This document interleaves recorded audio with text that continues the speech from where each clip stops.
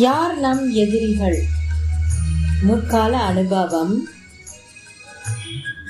தற்கால சூழ்நிலை,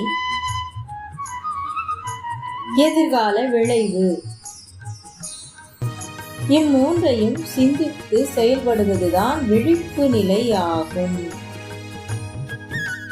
பகைவர்கள் நமக்கு வெளியில் இல்லை, பலவீனமான எண்ணங்களே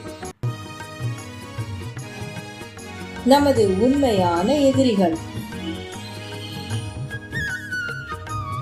நம் மனதில் அமைதி நிலவட்டும், நம்மை சுற்றிலும் அமைதி நிலவட்டும்,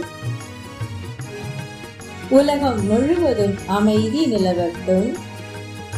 அமைதி, அமைதி, அமைதி. Please subscribe Sky Vedatri Amrit.